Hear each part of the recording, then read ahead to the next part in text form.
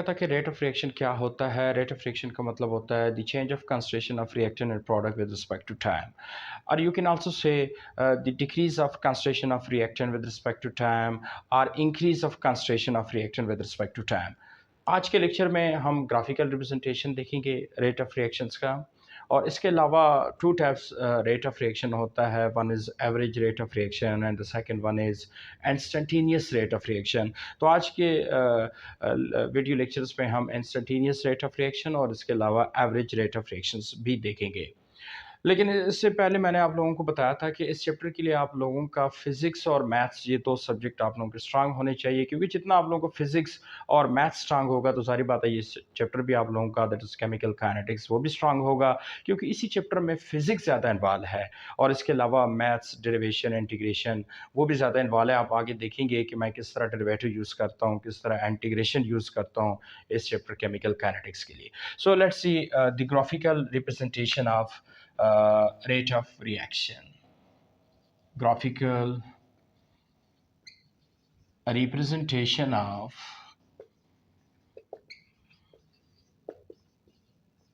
rate of reaction. अगर हम y axis पे concentration ले, that is the concentration of reactant, और x एक्सिस पे अगर हम टाइम ले, y एक्सिस पे concentration of reactant ले और x एक्सिस पे टाइम ले। सपोज ये एक रिएक्शन है where A goes to B. With the passage of time आपको पता है कि जो कंसंट्रेशन ऑफ रिएक्टेंट है वो कम हो जाता है और कंसंट्रेशन ऑफ प्रोडक्ट जो है वो बढ़ जाता है। सो कंसंट्रेशन ऑफ रिएक्टेंट जो है that is the concentration of reactant which is a on y axis, और एक्स एक्सिस पे टाइम है। मतलब ऊपर जाने से कंसंट्रेशन ऑफ रिएक्टेंट बढ़ रहा है, क्योंकि आपको पता है कि with the passage of time the concentration of reactant जो है वो डिक्रीज हो जाता है। सो इसलिए हम जो ग्राफ है वो इस तरह रिप्रेजेंट करेंगे। इसका मतलब ये हुआ कि जो ही टाइम बढ़ता जाता है सो जो कंसंट्रेशन ऑफ रिएक्टेंट है वो डिक्रीज होता जाता है, और आखिर एक पॉइंट आ जाता है जहाँ पे रिएक्शन की कंसंट्रेशन में मज़ीद चेंजेस नहीं आता। तो इसी वजह से ये जो लाइन है ये स्ट्रेट हो जाता है। लेकिन ये अगर आप देखिए, ज़रा फोकस कर दे कि टाइम के साथ साथ जो कंसंट्रेशन ऑफ रिएक्टेंट है वो कम होता जाता है। इसी तरह अगर हम वाई एक्सिस पे कंसंट्रेशन ऑफ प्रोडक्ट ले, concentration of product, which is here represented by B. So this is the symbol of concentration, and that is B, that is product. और x axis पे अगर हम टाइम ले, so आपको पता है कि with the passage of time product की जो कॉन्सेंट्रेशन है किसी भी रिएक्शंस में वो इंक्रीज होता जाता है। सो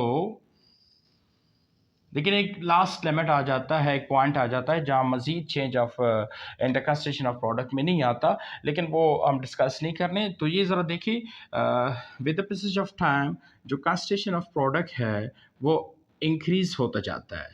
जो कंसंट्रेशन ऑफ प्रोडक्ट है वो इंक्रीज होता जाता है। द कंसंट्रेशन ऑफ प्रोडक्ट है represented by B, and the concentration of reactant that is represented by A. So this is the graphical representation of rate of reaction। कि rate of reactions को हम graphically कैसे represent करेंगे। so ये दोनों graph आप draw कर सकते हैं किसी भी rate of reactions के लिए। so इस ग्राफ में concentration of reactant डिक्रीज हो रहा है और इसी ग्राफ में concentration of product जो है वो इंक्रीज हो रहा है, क्योंकि आपको पता है कि जो मैंने आपको डिफाइन किया था कि जी रेट ऑफ रिएक्शन क्या होता है, the decrease of concentration of reactant with respect to time, and what is also rate of reaction can be defined the increase of concentration of product with respect to time. So this is the graphical representation of rate of reaction। अब rate of reaction जो है वो दो तरह का होता है। एक को हम कहते हैं rate of reaction is two types। the one is called average rate of chemical reaction, and the second one is called instantaneous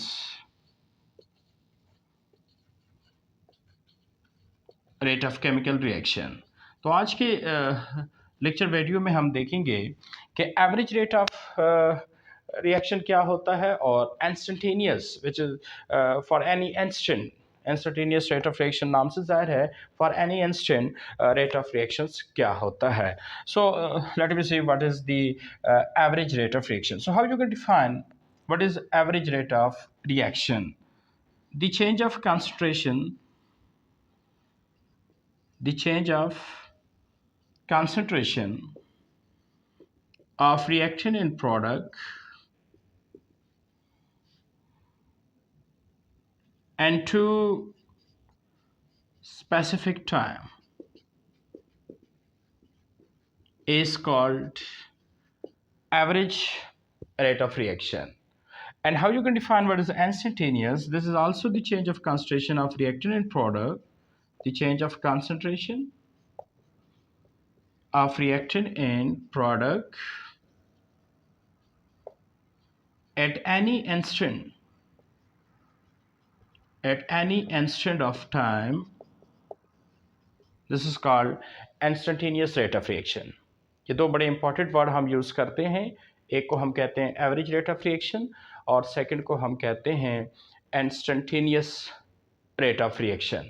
ज़रा एक एग्जांपल लेते हैं कि जी एवरेज रेट ऑफ रिएक्शंस को समझना है और इंस्टेंटेनियस रेट ऑफ रिएक्शंस को हमने समझना है, तो वो हम ज़रा एक एग्जांपल से समझते हैं कि एवरेज क्या होता है और इंस्टेंटेनियस क्या होता है।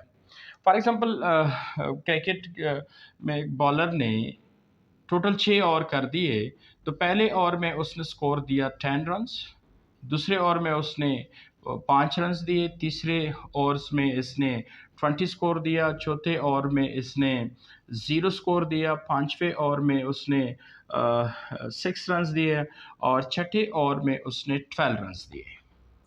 बात समझ आ रही है ना? सपोज एक बॉलर ने टोटल 6 ओवर किए और हर ओवर में जो स्कोर दिया, पहले ओवर में 10, दूसरे ओवर में 5, तीसरे में 20, चौथे में 0 एंड सो ऑन। अब फॉर एग्जांपल आपसे कोई पूछे कि जी इसका एवरेज क्या है, तो फिर एवरेज आप लोग कैसे निकालते हैं? टोटल स्कोर कितना बनता है? That is 18, that is 38, 48 and that is 53। चलो सेकेंड ओवर में इसने 6 स्कोर दिया, सो दैट इज 54 और टोटल और कितनी की हैं? That is 6। तो 54 डिवाइडेड बाय 6 आप कर ले, so that is how much? That is equal to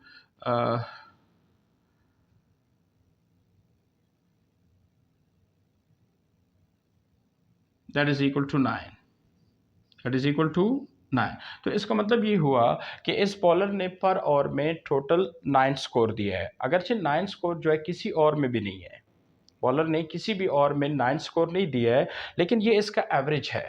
ये इसका क्या है? ये इसका एवरेज है। मतलब कि आप ऐसा नहीं करते कि जी आप हर ओवर में स्कोर देखते हैं कि जी इस ओवर में कितना है दिया, इस ओवर में कितना दिया, इस ओवर में कितना दिया। नहीं, आपके साथ सपोज आप क्लास में बिजी थे या कहीं और बिजी थे, आपने मैच नहीं देखा, लेकिन आपने टोटल ओवर देखे, बॉलर्स ने 6 किए थे और उसमें टोटल स्कोर उसने दिया था 54। तो पर ओवर कितना स्कोर दिया, तो आपने क्या किया कि total score divide by total over कर दिया, so that is equal to 9। सो इसका मतलब ये हुआ कि इस बॉलर ने टोटल 9 स्कोर दे दिया है। सो ये जो 9 है ये इसका एवरेज है। ये इसका क्या है? ये इसका एवरेज है। मतलब इतने स्कोर देने के बाद इतने ओवर्स में सो डिवाइड कर दे, so that is equal to 9। सो ये 9 जो है ये इसका एवरेज आया। बात समझ आ रही है ना? लेकिन इंस्टेंटेनियस का मतलब क्या होगा? इंस्टेंटेनियस का मतलब ये हुआ कि अगर आपसे कोई पूछे कि जी इस बॉलर ने दूसरे ओवर में कितना स्कोर दिया था, सो आप कह रहे हैं कि दूसरे में इसने 6 रन दिए थे। तीसरे ओवर में कितना स्कोर दिया था, सो दैट इज 20 और इस बॉलर ने 4 ओवर में कितना स्कोर दिया था, सो दैट इज 0।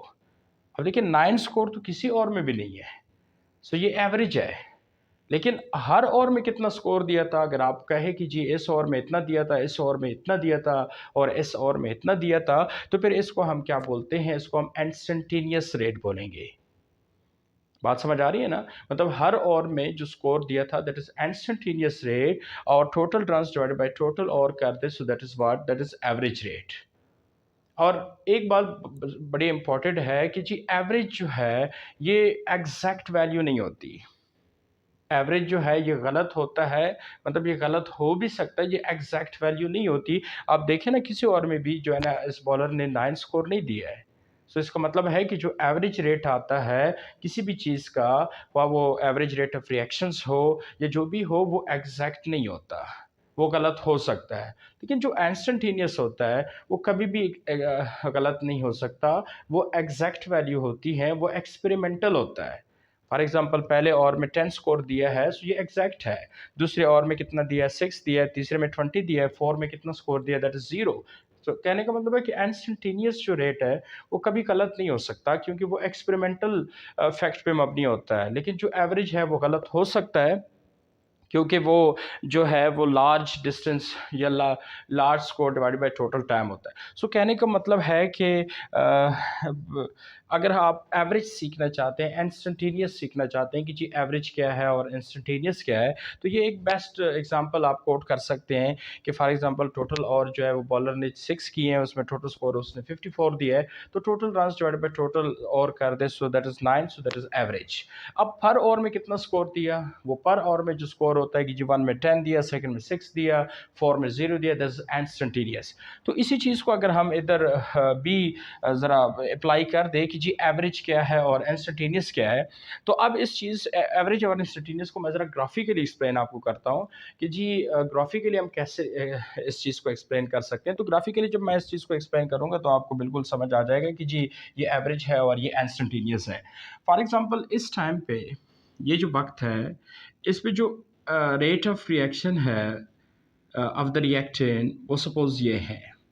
मतलब इस टाइम पे that is what, that is 5 second. 5 second पे जो कंसंट्रेशन ऑफ रिएक्टेंट है, that is how much, that is 15। Suppose the concentration of reactant 15 with the passage of time, that is 5. Then after 5 seconds, suppose यहाँ पे that is 10 second, जो concentration है वो ये है। सो 15 से कहाँ पे concentration आ गया? that is 10। जारी बात है नीचे आने से with the passage of time concentration of reactant जो है वो डिक्रीज होता है। अब 5 सेकेंड पे जो कंसंट्रेशन था दैट इज 15। 10 सेकेंड्स पे आफ्टर 5 सेकेंड जो कंसंट्रेशन ऑफ रिएक्टेंट हुआ दैट इज 10। अब ये जो एवरेज है, this I am sorry, this is ये जो रेट है, दिस इज एवरेज। वजह क्या है? क्योंकि जो आप चेंज ऑफ कंसंट्रेशन हो गया, चेंज ऑफ कंसंट्रेशन कितना हुआ? 15 10 दैट इज 5। चेंज ऑफ जो कंसंट्रेशन हुआ, अगर आप चेंज ऑफ कंसंट्रेशन मालूम करना चाहते हैं कि जी चेंज ऑफ कंसंट्रेशन कितना हुआ, so change of concentration is equal to final concentration minus initial concentration. यहाँ पे फाइनल कंसंट्रेशन कितना है? दैट इज 10, और इनिशियल कंसंट्रेशन कितना है? That is 15। So that is equal to -5। हाँ, यहाँ पे जो माइनस साइन आया, माइनस साइन का कभी हरगिज़ मतलब ये नहीं है कि जी रेट जो है वो माइनस में है। रेट कभी माइनस में नहीं हो सकता, रेट ऑलवेज प्लस होता है। लेकिन यहाँ पे माइनस साइन शो क्या करता है कि जी 5 कंसंट्रेशन ऑफ रिएक्टेंट जो है वो डिक्रीज हुआ। पहले 15 था, with the passage of time, with respect to time वो कंसंट्रेशन 10 पे आया, तो इसका मतलब है कि फाइल जो है वो कंसंट्रेशन जो है रिएक्टेंट का वो डिक्रीज हुआ, तो इसलिए ये माइनस है। सो चेंज ऑफ कंसंट्रेशन जो हुआ दैट इज -5। और चेंज ऑफ टाइम अगर हम चेंज ऑफ टाइम देखें, सो चेंज ऑफ टाइम क्या है जी? फाइनल माइनस इनिशियल, फाइनल क्या है? 10, और इनिशियल कितना था? That is 5। So 10 - 5 that is equal to 5। So what is the average rate of reaction? So the average rate of reaction that is equal to -5 divided by 5। -5 divided by 5, चूंकि आपको पता है rate of reaction क्या होता है? Change of concentration divided by change of time. So change of concentration is -5 and change of time is 5। So -5 divided by 5, so this is what, this is rate of reaction, but such kind of rate of reaction is known as what? This is average rate of reaction। Why they called average rate of reaction? अब जरा definition पे focus कर दे। The change of concentration of reactant and product and two specific time interval, पहला time कितना था? 5 second. दूसरा कितना है? 10 सेकेंड। अब ये जो आपने कंसंट्रेशन चेंज बताया, ये जो चेंज ऑफ कंसंट्रेशन हो रहा है दैट इज -5, ये इन्हीं दो टाइम के बीच में हो रहा है। तो जब भी rate of reaction two specific time के बीच में हो, so this is what, this is average. once again जो change of concentration with two specific time में हो, so this is what, this is average. So यही चीज़ आप यहाँ भी ड्रॉ कर सकते हैं, change of concentration of product के साथ भी आप कर सकते हैं, लेकिन यहाँ पे तो मैंने कर दिया change of concentration of reactant. लेकिन ज़रा फोकस कर दें कि जी एवरेज क्या होता है। सो जो कोई भी चेंज जब टू स्पेसिफिक टाइम पे हो, सो उसको हम क्या बोलते हैं, उसको हम एवरेज बोलते हैं। कोई भी चेंज जब टू स्पेसिफिक टाइम पे हो, so this is what, this is average. For example एक गाड़ी 120 किलोमीटर पर हावर स्पीड से जा रही है, तो आप देख रहे हैं कि आफ्टर 15 मिनट्स वो गाड़ी कितना डिस्टेंस ट्रैवल कर रहा है। तो पहले आपने देखा कि जी 15 मिनट के बाद इतना डिस्टेंस ट्रैवल हुआ, फिर आप आराम से सो गए और फिर आपने पता कर दिया कि जी मज़ीद 15 मिनट के बाद कितना डिस्टेंस ट्रैवल हुआ, मज़ीद 15 मिनट के बाद कितना डिस्टेंस ट्रैवल हुआ। तो कहने का मतलब है कि आप हर 15 मिनट के बीच एवरेज निकाल आप हर 15 मिनट के बीच उस गाड़ी का डिस्टेंस निकालते हैं कि जी कितना डिस्टेंस ट्रैवल कर दिया। सो this is average, this is one, that is average. मतलब जब भी कोई डिस्टेंस कवर हो या कोई भी change of concentration of reactant product हो, लेकिन टू स्पेसिफिक टाइम पे हो, वो एवरेज होता है। बात समझ आ रही है ना? कोई भी change of concentration of reactant हो या कोई भी change of concentration of product हो, लेकिन टू स्पेसिफिक टाइम पे हो, सो दिस इज एवरेज। मतलब आपने देखा कि फर्स्ट 15 मिनट्स में गाड़ी ने कितना डिस्टेंस ट्रैवल कर दिया, नेक्स्ट 15 में कितना किया, नेक्स्ट 15 में कितना कर दिया, तो फिर आपने टू स्पेसिफिक टाइम के बीच आपने उसका डिस्टेंस नापा, सो दिस इज एवरेज। और मैंने आपको कहा ना कि एवरेज जो है ये एग्जैक्ट वैल्यू नहीं होती, ये कैलकुलेटेड वैल्यू है, ये एक्सपेरिमेंटल नहीं होती, ये कैलकुलेटेड वैल्यू है, ये गलत हो भी सकता है। फॉर एग्जांपल फर्स्ट जो 15 मिनट के बाद, देन 15 मिनट के बाद आप डिस्टेंस जो मालूम कर रहे हैं, तो सारी ज़रूरी तो नहीं है कि उसमें गाड़ी का स्पीड जो है हर 15 मिनट के बाद सेम होगा। हो सकता है गाड़ी कहीं ब्रेक लगाता हो सकता है गाड़ी की स्पीड कहीं कम हुआ हो। तो मतलब है कि जो स्पीड आपको आफ्टर 15 मिनट्स जो आप निकालते हैं, तो वो स्पीड एग्जैक्ट नहीं होता। गाड़ी की स्पीड स्लो भी हो सकती है और गाड़ी की स्पीड फास्ट भी हो सकती है। So same is here in reaction, after 15 minutes के बाद आप change of concentration of reactant देख रहे हैं, तो ज़रूरी नहीं है कि वो जो आफ्टर 15 मिनट्स के बाद जो change of concentration of reactant देख रहे हैं वो एक जैसा हो। मे बी कहीं 2 सेकंड के बाद वो जो change of concentration of reactant है वो फास्ट होता हो, कहीं जो 2 सेकंड के बाद वो चेंज ऑफ कंसंट्रेशन जो है वो स्लो होता हो। मतलब कहीं बीच में कैटलिस्ट इन्वॉल्व हुआ, कहीं बीच में कैटलिस्ट इन्वॉल्व नहीं हुआ। जो बहुत सारे फैक्टर है, बाज़ रेट ऑफ रिएक्शन को फास्ट करता है, बाज़ रेट ऑफ रिएक्शन को स्लो करता है। तो कहने का मतलब है कि जो एवरेज होता है वो एग्जैक्ट वैल्यू नहीं होती। जो एवरेज होता है वो एग्जैक्ट वैल्यू नहीं होती, लेकिन ये हम क्या करते हैं, टू स्पेसिफिक टाइम इंटरवल के बीच जो हम चेंज ऑफ कंसंट्रेशन हो रहा है वो मालूम करते हैं। सो this is what, this is average. Now what is instantaneous question, that कि इंस्टेंटेनियस रेट ऑफ रिएक्शन क्या होगा। इंस्टेंटेनियस रेट ऑफ रिएक्शन का मतलब है कि जी आफ्टर 8 सेकेंड, आफ्टर 8 सेकेंड जी चेंज ऑफ कंसंट्रेशन क्या हो रहा है। मतलब है कि आप टू टाइम के बीच में स्पीड मालूम नहीं करते, आप एग्जैक्ट कहते हैं कि जी 8 सेकेंड में जो चेंज ऑफ कंसंट्रेशन है वो कितना हुआ।